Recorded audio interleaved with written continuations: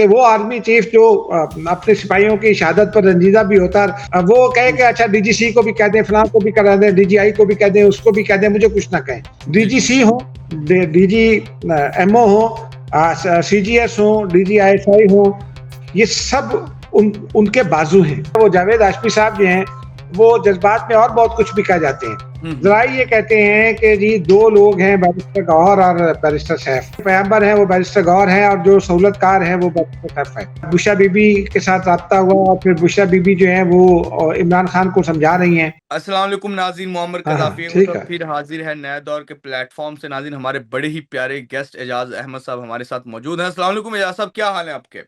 जी वाजिक साहब, आप सुनाएं कैसे हैं? मैं बहुत अच्छा हूँ। नहीं, आप तो आज देखने में लग रहे हैं बहुत अच्छे हैं, पैंट कोट डाला हुआ है, बड़े फ्रेश जीएनएन के ऑफिस में बैठे हुए हैं आजकल तो आप। अच्छा एजाज साहब, दूसरा मैं जो आपसे पूछना चाह रहा था वो ये है कि जो जनरल बाजवा के हवाले से खबरें आ रही हैं कि क्या मामला बना है जनरल बाजवा वाला? देखिए ये अनकन्फर्म रिपोर्ट्स हैं, लेकिन उनका सुना यही है कि वॉशरूम में स्लिप होकर गिर गए। ये कोई अनहोनी बात नहीं है।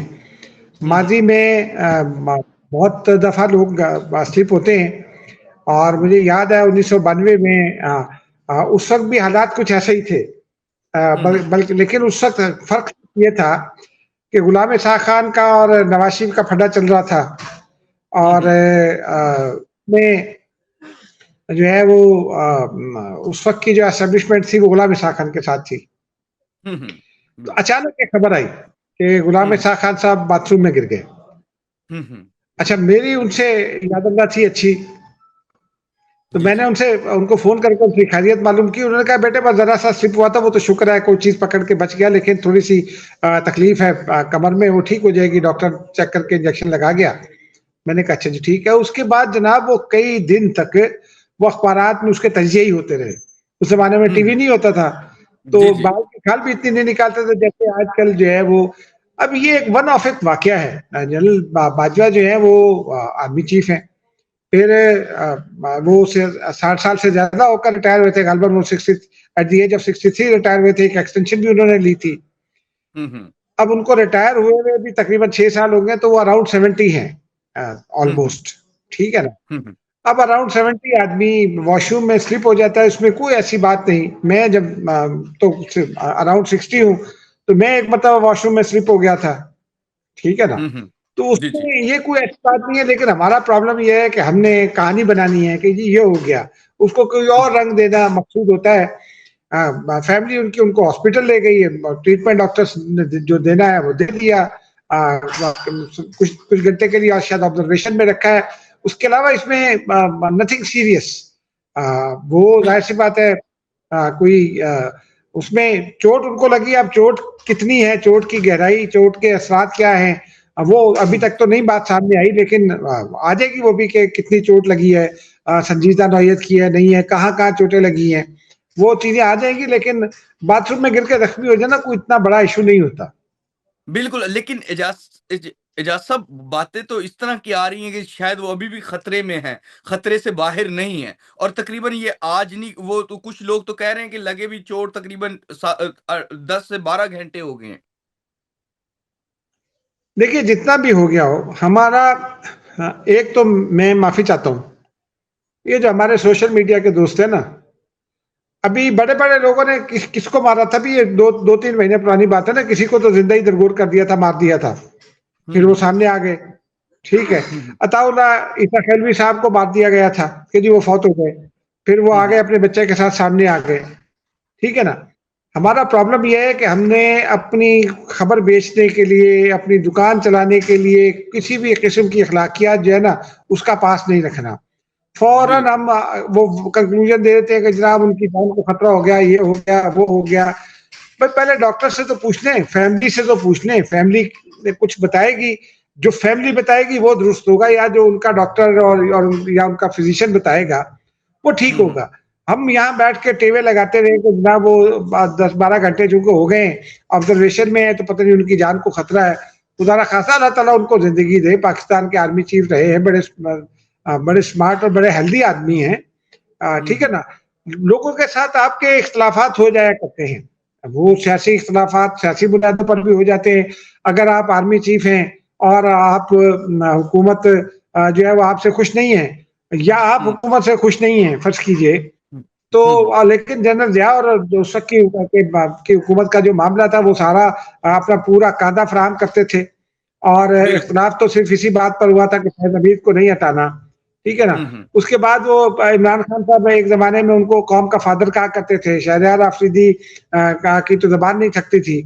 फिर उसके बाद जो है वो जब उन्होंने तहरीक-ए-एतमाद के लिए इमरान खान ने उन्हें कहा कि जनाब इनसे कहें वापस करें, और उन्होंने बात भी की थी, ऐसा नहीं है, उन्होंने बात की थी यहीं वो इस्लामाबाद ही में लोगों से मिलकर, आसिफ ज़रदारी, बिलावल भुट्टो, शहबाज शरीफ, मौलाना फजलुर रहमान, बाकी तकरीबन सारे लोग रज़ामंद थे कि शायद कोई रास्ता निकाल दें, लेकिन बिलावल भुट्टो ने कहा कि जितना हम आगे चले गए हैं, अब हमारे लिए वापसी मुमकिन नहीं है, तहरीक को उसके मंतकी अंजाम तक पहुँचने दें। तो बिल्कुल। उन्होंने जाकर बता दिया कि ये नहीं हो रहा। उसके बाद फिर वो इमरान खान जब इक़्तिदार से निकल गए, तो फिर वो उनके खिलाफ हो गए, बल्कि इक़्तिदार से निकलने से पहले उन्होंने लाइफ टाइम उनको ऑफर भी की थी कि आपको एक्सटेंशन दे देते हैं। तो उसके बाद वो उसके खिलाफ हो गए। अब ये इस सारे तनाजुर में वो अगर खुदा ना खास्ता गिर गए हैं, तो उसमें उन सारे इख्तिलाफ़ात का तो कोई ताल्लुक नहीं है, क्योंकि अब ही इज़ ए बिल्कुल। Gone story. वो बिल्कुल। रिटायरमेंट की लाइफ गुजार रहे हैं, गोल्फ खेलते हैं, बीवी बच्चों के साथ वक़्त गुज़ारते हैं, तो उनको गुज़ारने देना चाहिए। बिल्कुल, बिल्कुल। अच्छा सर, जावेद हाशमी आपके आपसे आप उनको जानते भी हैं, उन्होंने एक स्टेटमेंट दी है। उस स्टेटमेंट पे मैं चाहूँगा कि आप अपना एनालिसिस दीजिए। उनका कहना था, अब ये उनकी एआई की वीडियो नहीं, ओरिजिनल वीडियो है।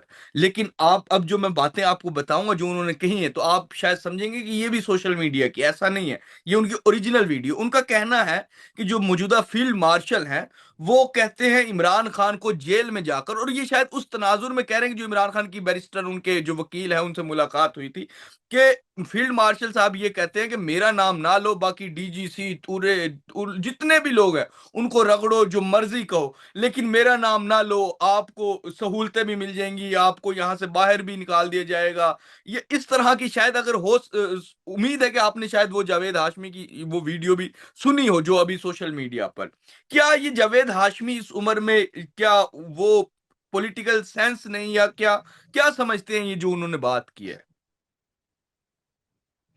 देखिए, मेरा ये ख़्याल है कि जावेद हाशमी साहब चूँकि उम्र के इस हिस्से में हैं, जो आखिरी हिस्सा समझा जाता है नॉर्मली, ही इज़ अबाउट 77, तो मेरा नहीं ख़्याल कि वो अपने मुकम्मल सेंसेस में वो चूँकि जज़्बाती आदमी हैं, लिहाज़ा वो आगे निकल गए बहुत चीज़ों हुँ, में ना। अब हुँ, मैं आपको पुराने वाक़यात बता देता हूँ। सेनेटर तारिक चौधरी हुआ करते थे, वो जावेद हाशमी हुँ, और सेनेटर तारिक चौधरी, हारून रशीद, ये 2 सोर्स थे। हुँ, फिर 1977 का वाक़या है, वो एक रक्शे में ये कोई सुतली बम फटा था, तो उधर जावेद हाशमी भी थे, ठीक है जी। हुँ, हुँ। तो वो तोड़-फोड़ के लिए गए हुए थे वहाँ, ठीक है ना? जी, तो जी, जी, जावेद जी। हाशमी साहब जो हैं वो एक ज़माने में जमात में थे, फिर उसके बाद ज़िया-उल-हक के साथ गए, उसके बाद वो नवाज़ शरीफ के साहब के साथ आए, आईजीआई में आए, तो ये ठीक है, एवोल्यूशन का एक प्रोसेस है, वो उससे गुजरे, और एक वक़्त आया कि उन्होंने अपने आप को सुधार लिया। मैं हमेशा हुँ, हर आदमी के बारे में ये समझता हूँ कि उसको ये अपनी माज़ी की गलतियाँ जो है दुरुस्त करने और उन पर माफ़ी माँगने का हक होना चाहिए, और हुँ, ठीक है, जावेद हाशमी साहब ने ये किया। फिर एक मौका ऐसा भी आया कि वो जनरल मुशर्रफ ने उनको अंदर किया, और उनको फिर आपको पता है उम्र कैद हुई थी, और बगावत के मुकदमे में वो भी उनके ऊपर झूठा इल्ज़ाम था, लेकिन अब उसके बाद चूँकि वो बेचारे ज़्यादा खुद भी मूव नहीं कर सकते। फिर पिछले कुछ दिनों से वो गुस्से में भी, अभी चंद रोज़ पहले उनकी फैमिली को की तरफ से शिकायत आई थी कि पुलिस घुसी है, हिरासा किया है, उनके दामाद को गिरफ्तार किया है, पोते को गिरफ्तार किया है, नवासे को गिरफ्तार किया है, कुछ ऐसा था। तो वो हुँ, लेकिन मैं नहीं समझता, देखिए ना, टेक्निकली मैं आपको एक टेक्निकल बात बताता हूँ। जो बंदा भी आर्मी चीफ बनता है ना, वो हुँ, हुँ, फील्ड मार्शल आसिम मुनीर हो, या माजी में याया खान हो, या उससे पहले अयूब खान हो, जो भी था, जो भी आर्मी चीफ बनता है, उसकी पूरी कोशिश ये होती है कि वो अपनी फौज की वेल बीइंग पर सबसे ज्यादा तवज्जो दे, ठीक है। हुँ, हुँ। और बिल्कुल। वो क्योंकि अगर आर्मी चीफ फौज में पॉपुलर ना हो तो कमांड का मसला होता है, तो आर्मी चीफ अपने फौजियों का मुकम्मल तौर पर ध्यान रखता है, उनके वो अपने बच्चों की तरह ट्रीट करता है। अब ये कैसे मुमकिन है कि एक आदमी जिसने 40 साल फौज में गुजार दी है, मुख्तलिफ रैंक से होते हुए आर्मी चीफ वो बने हैं, और वो उनका एक सिपाही जब शहीद हो जाता है, आप यकीन करें, मैं चूंकि रिपोर्ट भी करता हूं, तो वो उस वक्त तक खुद सुकून से नहीं बैठते जब तक उसके कातिलों को अंजाम तक ना पहुंचा दिया जाए। ये जो दहशतगर्दी की बात कर रहा हूं मैं। बिल्कुल। तो क्या वो ये मतलब है, ये क्या पॉसिबल है कि वो आर्मी चीफ जो अपने सिपाहियों की शहादत पर रंजीदा भी होता है, फौरी तौर पर उन्हें इंसाफ भी फराहम करता है, जो शोधा से घंटों फैमिलियों से मिलता है, वो कहे कि अच्छा डीजीसी को भी कह दें, फलां को भी करा दें, डीजीआई को भी कह दें, उसको भी कह दें, मुझे कुछ ना कहें, ये पॉसिबल नहीं हो सकता। डीजीसी हो, डीजी एमओ हो, सीजीएस हो, डीजीआईएसआई हो, ये सब उनके बाजू हैं। आर्मी चीफ जो है वो उनका अपने आप को, वो जो कहते हैं ना आर्मी चीफ फौज का बाप होता है, ये हमें नहीं कहते। वो अपने हर जवान और हर अफसर से, चाहे वो कैप्टन हो, लेफ्टिनेंट हो, सेकंड लेफ्टिनेंट हो या लेफ्टिनेंट कर्नल हो, एक सी मोहब्बत करते हैं, एक सी शफकत बरतते हैं, और वो उनका हर चीज का उनका ध्यान रखते हैं। मैं कह रहा हूँ कि आर्मी चीफ जो ना, वो चाहे वो जूनियर कमीशन ऑफिसर हो या लेफ्टिनेंट जनरल के रैंक अफसर हो, वो आर्मी चीफ का बच्चा होता है एक तरह। आर्मी चीफ के साथ बहुत मोहब्बत करता है, कितना भी बड़ा अफसर हो फौज का, कोई सिपाही तक हो। लिहाजा ये पॉसिबल ही नहीं है, मैं ये सोच ही नहीं सकता। मैं पिछले तकरीबन 35 साल से डिफेंस को कवर करता हूँ, अफवाज पाकिस्तान को कवर करता हूँ। अफवाज पाकिस्तान में हर फौज का जो खतरा होता है ना, वो अपनी फौज के लोगों को अपने बच्चों की तरह ट्रीट करता है, बल्कि वो अपने बच्चों से ज्यादा उनका ख्याल रखता है, क्योंकि उनकी हिफाजत, उनकी तरक्की, उनका सब कुछ उन्हीं का जिम्मा होता है। क्योंकि वो अगर ख्याल करेगा तो बच्चे ने तो आगे चलकर बाप का ख्याल करना ना रिटायरमेंट के बाद। लेकिन जिस आदमी को कमांड कर रहा होता है आर्मी चीफ, उसने मेरे और आपके बच्चे के मुस्तकबिल का दिफा भी करना होता है, वतन के लिए जान कुर्बान करनी होती है। तो ये बिल्कुल, ये जो ताल्लुक होता है, ये जो जज्बा होता है, ये इसको समझना जरा मुश्किल होता है। और जज्बात में आप कुछ भी कह सकते हैं, लेकिन मेरा नहीं ख्याल कि कोई ऐसी बात जो है ना आर्मी चीफ करते हैं। ये बिल्कुल जो है वो जावेद हाशमी साहब जो हैं, वो जज्बात में और बहुत कुछ भी कह जाते हैं, तो वो उनकी बात को बस एक जज्बाती नारा समझें। उसमें मैं पूरी जिम्मेदारी से बता रहा हूँ, क्योंकि मैंने उनकी ये गुफ्तगू के चंद अल्फाज सुने थे, और उसके बाद मैंने दोस्तों से पूछा, वो ये कहते हैं यार तुम्हारा दिमाग खराब है, मतलब आर्मी चीफ ऐसा सोच भी कैसे सकता है। आर्मी चीफ के लिए मुमकिन नहीं होता। वो हर आदमी के साथ वो एक नजर से देखता है, एक आंख से देखता है, एक तरह से ट्रीट करता है, और फौज में कोई भी हो वो उसको अपने बच्चों की तरह अजीज रखता है। बिल्कुल, बिल्कुल। तो सर ये जो कोई मुलाकात, डील शील की बातें जो होती हैं, ये सब इसी तरह हैं या इसमें कोई सच्चाई भी है? मुल्क को नॉर्मलाइजेशन की देखिए, तरफ इसमें ले किसी जाए या कुछ? में जी। इसमें किसी हद तक सच्चाई भी है, लेकिन ये बहुत ही लो लेवल पर चीजें हो रही हैं। मेरे पास जो इन्फॉर्मेशन है, बात जराए ने बताई है, मैं जराए ने चूंकि बताई है, लिहाजा डिपेंड करना पड़ेगा। जराए ये कहते हैं कि जी 2 लोग हैं, बैरिस्टर गौहर और बैरिस्टर सैफ। उनमें से एक पैगंबर है, जो पैगंबर है वो बैरिस्टर गौहर है, और जो सहूलतकार है वो बैरिस्टर सैफ है। ठीक है, उनके जरिए बुशा बीबी के साथ राब्ता हुआ, और फिर बुशा बीबी जो है वो इमरान खान को समझा रही हैं कि देखे ना कुछ चल रहा है। एक तो बुशा बीबी की इमरान खान के साथ मीटिंग्स रेगुलर हो गई हैं, हफ्ते में 2 होती हैं, मंगल और जुमेरात को। फिर पिछले कुछ दिन पहले मेरी इत्तला है, ये मेरे सोर्सेस का दावा है कि एक तो कोई एक साहब मिले थे बड़ी कोशिश करके बुशा बीबी को जेल जाकर, लेट आवर्स में मुलाकात कहते हैं कि हुई। उसके बाद फिर बुशा बीबी इमरान खान से मिली, और इसमें जो मेरी इत्तला है वो ये है कि 2 लोग एक तरफ से, 2 लोग एक तरफ से, लेकिन ये लेवल बहुत लो है। यानी अभी ये इब्तदाई बातचीत है, कुछ सीबीएम्स प्रपोज किए जाते हैं, वो हो रहे हैं। एक तो एक जानिब गौहर, बैरिस्टर गौहर हैं, इन 2 का रोल अलग अलग है।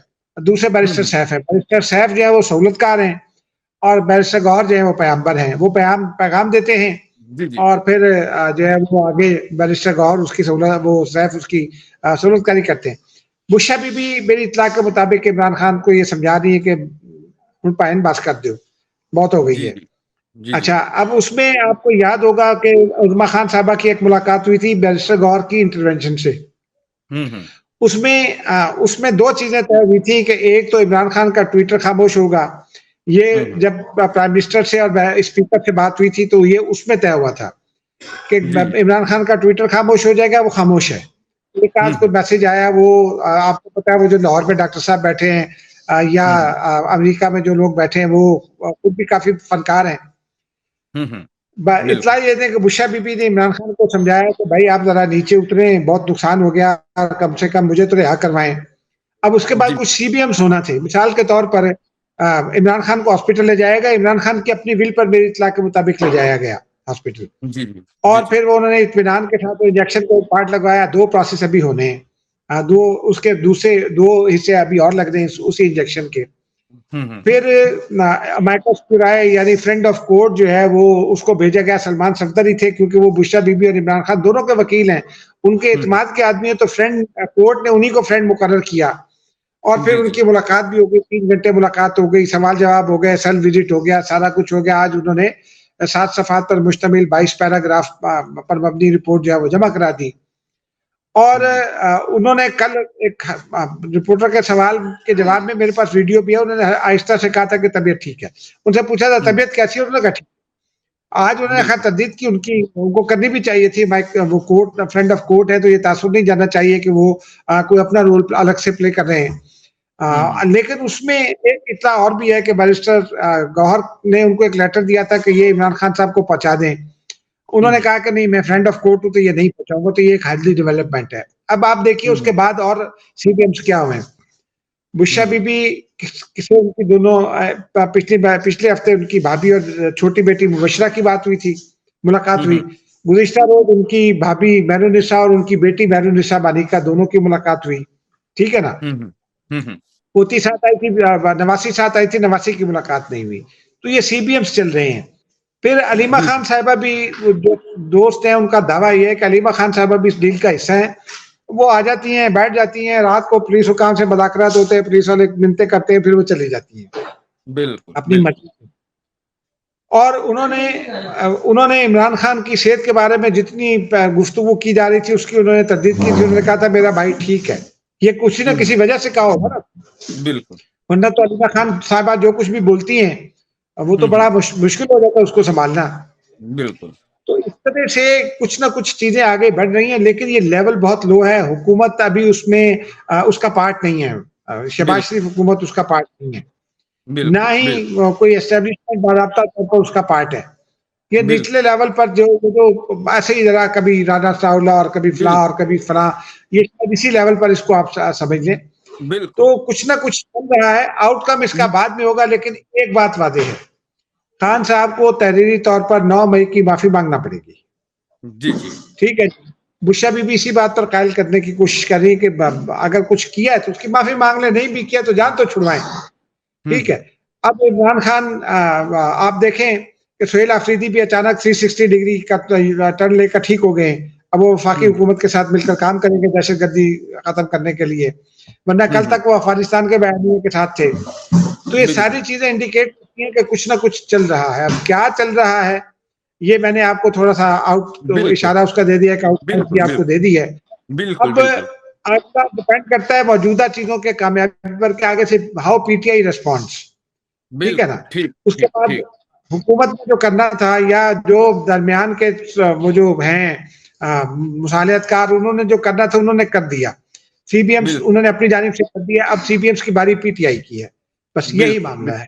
बिल्कुल। जी तो नाज़रीन, एजाज साहब हमारे साथ मौजूद थे और उन्होंने एक तो डील के हवाले से बताया कि बहुत निचले दर्जे में अगर कोई बात हो रही है तो बहुत निचली सतह पर हो रही है, और दूसरी जानिब जो जावेद हाशमी के हवाले से एजाज साहब ने बड़ी डिटेल हमें इंफॉर्मेशन बताई है, क्या मामला है वो। और फिलहाल के लिए नाज़रीन, नया दौर से मुअम्मर कज़ाफ़ी को और एजाज अहमद को इजाजत दीजिए। खुदा हाफिज।